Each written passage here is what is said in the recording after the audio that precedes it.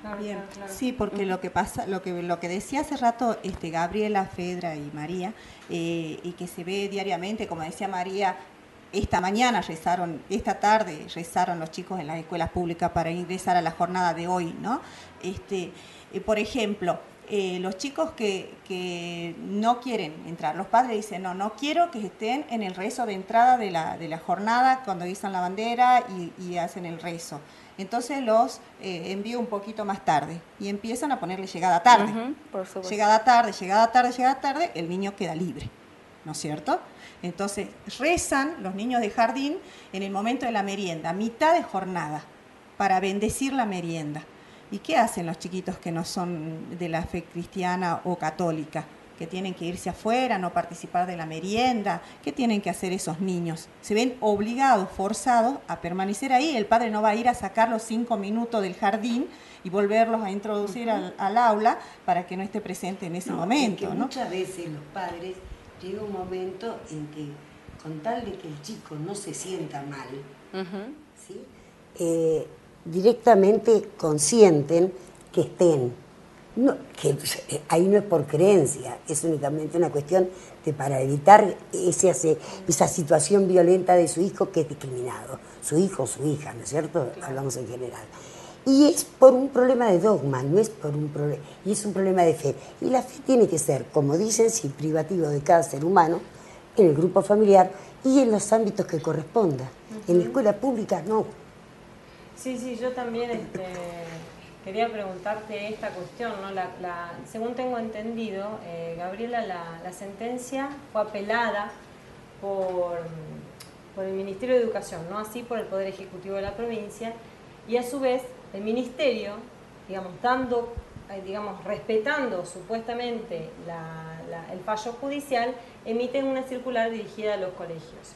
En esa circular, lo que nosotros vemos, una circular muy cortita, muy breve, se dice que se deben cesar las prácticas religiosas que son impuestas. Y agrega, además, al final de esa circular, que se deben, es como que lo reitera, que el juez, a partir de un pedido de aclaratoria que se había hecho desde el Ministerio, sostiene nuevamente que se deben cesar aquellas prácticas que son impuestas. Nuevamente repite esta frase como muy... No sé, yo la leo, nosotros hacemos análisis de discurso en la universidad, trabajamos esto, yo lo leo como un mensaje además cifrado, como diciendo todo aquello que es impuesto. Entonces la definición de impuesto es una cosa que admite cierta ambigüedad y cierta variabilidad. Entonces, ¿cómo vamos a hacer con esto? Además, dijimos, no está trabajando sobre la cuestión de adaptación de una nueva materia o de la materia que ya está o remover esa materia, pero además de eso manifiesta esta cuestión. ¿Cuándo algo es impuesto? Gabriela, ¿cuándo algo es impuesto? ¿Y de qué manera, diferentes maneras se pueden imponer las cosas? Bueno, me estoy enterando por vos el contenido específico de la circular porque no pudimos tomar conocimiento directo de esta circular, salvo por los medios. Y la verdad que es algo que nos está preocupando porque tenemos que ver cómo vamos a plantear que quede sin efecto una circular de esta naturaleza, porque el decir qué se entiende por impuesto va a quedar a criterio de cada director, de cada institución, determinar qué es impuesto y qué no. Si es lo mismo que nos contestaron en el fallo. Todos reconocían y decían, sí, se reza, pero no es obligatorio. En ese pero no es obligatorio, ya estamos diciendo eso no es impuesto. Claro. Entonces vamos a seguir con estas prácticas discriminatorias. Claro.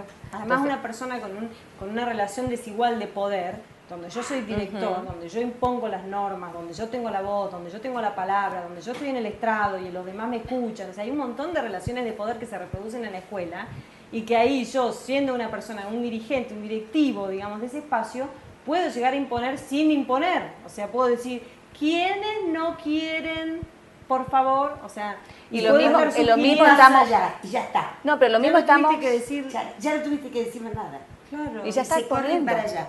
Expone de nuevo a generar estos actos discriminatorios. Claro. O sea, va a ser un tema que tenemos que analizar. Si bien ahora estamos ahí en una etapa de suspenso porque estamos con el periodo de apelaciones, entonces hasta que tenemos que contestar cada una de las apelaciones, porque todos hemos apelado, salvo el gobierno, seguimos en esa instancia. Todavía yo el contenido de las apelaciones no he tomado conocimiento, entonces no podía sentar una posición al respecto todavía. Pero qué interesante lo que proponía esto de enseñar historia de las religiones, ¿no? Porque tampoco no se puede negar la presencia en nuestra cultura de la religión, ¿no? Y de las diferentes religiones. Pero no imponer un credo, un dogma, como dice acá María. Sin embargo, es muy importante de que los niños sepan que existen las diferentes religiones, pero que existen otras, no solamente la católica, que existe el judaísmo, que existe, la religión evangélica, el cristianismo, digamos. Las religiones andinas. El sincretismo que se ha dado entre la religión católica y el sincretismo con la religión andina, o sea, Pachamama y todo, la cosmovisión esa, es impresionante. Y creo que coexisten pacíficamente. ¿Cierto o no? Ahora pacíficamente, bueno, pero qué bueno, han pasado qué siglos bueno. diríamos, de dominación. Sí, pero qué bueno hablar de la historia, de cómo llegamos a ser un pueblo católico, ¿no? Claro. ¿Cómo llegamos a ser un pueblo católico y no hinduista? Se llegó mediante la espada y la lanza. Claro. Sí, y eso también es necesario que se conozca, ¿no? Claro, es así. Claro. Bueno, en este sentido me interesaba un poco plantearles a las dos, no sé cuál de las dos nos va a querer responder, es ¿qué consejo le damos a ese papá que ahora está pensando, pero cómo? ¿Me van a privar del derecho a que mi hijo reciba educación que, digamos, mucha gente lo sostiene con mucha fuerza su fe y que tiene esa fe, digamos, capaz que como una línea en su vida, algo que estructura su vida? En este sentido, ¿qué consejo le damos a ese papá, a esa mamá que sostiene muy fuertemente esta fe católica y que ve lo que nosotros decimos algo agresivo, violento, intempestivo? No, porque es para toda la ciudadanía. Y estamos hablando de la escuela pública. Yo con las escuelas privadas, confesionales o no confesionales, no tengo que decir nada porque ya son privadas y ya tienen una tendencia, sean judías, árabes, mahometanos, lo que fuera, no importa, ¿sí? Por lo tanto, uno tiene el derecho como padre de enviar a su hijo a donde se sienta más cómodo, donde crea que los valores van a formar la personalidad, la convivencia y demás, el grupo, la comunidad. Pero la escuela pública es un crisol y sigamos manteniéndolo como tal. Yo ahí quería aportar algo. Me parece que cuando surge este tipo de interrogantes y que ha sido obviamente la resistencia de esa mayoría, yo creo que hay que distinguir una cosa. Una cosa es la fe, la creencia que cada uno tiene, que lo impone dentro de su seno familiar íntimo y que es un derecho que tenemos todos, no importa la religión que se profese o no se profese, de lo que tiene que ver, que ahí es donde genera esa discusión, con lo que tiene que ver con la educación en cuanto a valores, en cuanto a la convivencia, el buen comportamiento, porque hay esa mezcla. También en muchos padres escucho decir, no, pero si se saca religión, mi hijo se va a drogar, va a tener malas influencias. Le digo, son dos cosas distintas. Cuando hablamos de religión, hablamos de una fe, de una creencia, que yo también la tengo como la tienen otras personas, pero no tengo por qué.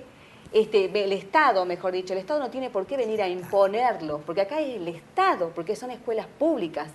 En cambio, el padre que elige una institución privada está ejerciendo su derecho. Y ahí no hay la intromisión del Estado. Entonces, ¿por qué el Estado sí ejerce esa intromisión dentro del ámbito público?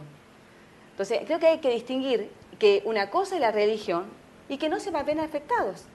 Porque los mismos siguen teniendo compañeros que pertenecen a otras religiones, que no van a dejar de profesar su culto porque se le imponga una religión católica.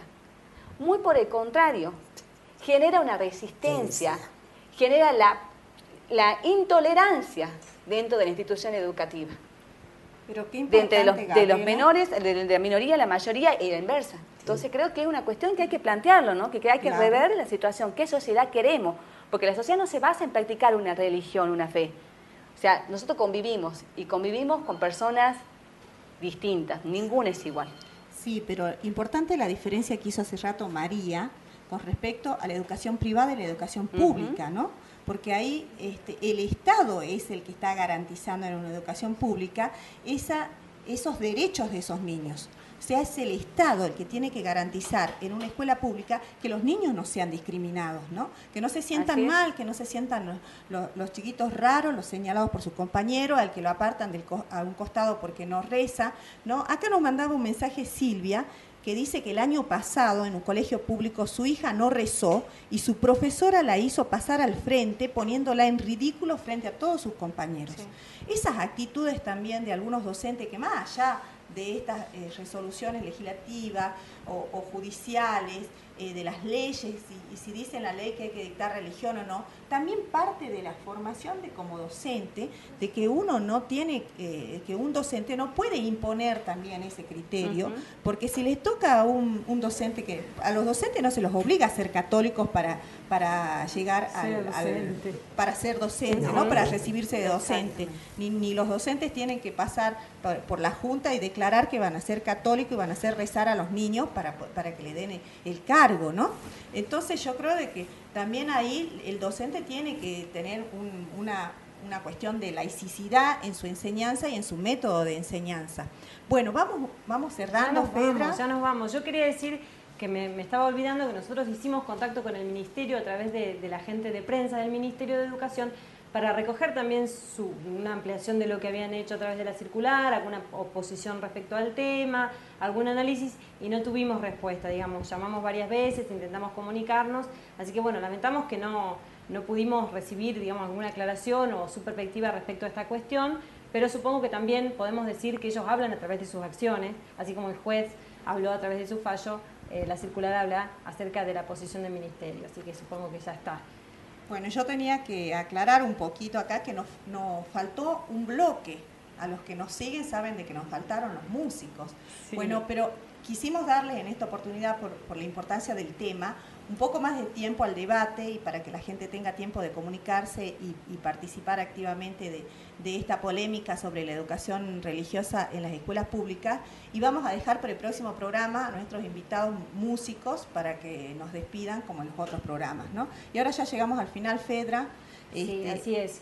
El próximo programa, las invito también a nuestras invitadas a presenciar el próximo programa, que va a ser una repetición porque es feriado. Vamos a repetir el programa que hicimos en homenaje al doctor Ragone. Va a salir entonces el viernes, que es el viernes de Pascuas, y que va a haber feriado, y todos vamos a disfrutar del feriado, aunque no seamos católicos todos. Bueno, muchas gracias por venir, Gabriela. Muchas gracias, María. Muchas gracias por venir, chicas. Bueno, muchas gracias, Fedra, por acompañarme. Porque hacemos juntos este programa, y vamos a despedirnos hasta la próxima. Fedra, por favor. Sí, nos despedimos. Muchas gracias por acompañarnos y los esperamos el viernes que viene a las 21 horas con un poco más de Un Mundo Después.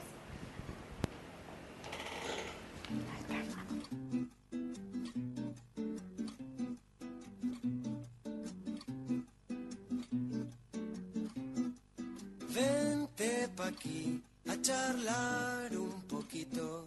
Badabadavirat, narabachira, narabachira, pam. Vente pa' aquí, no me des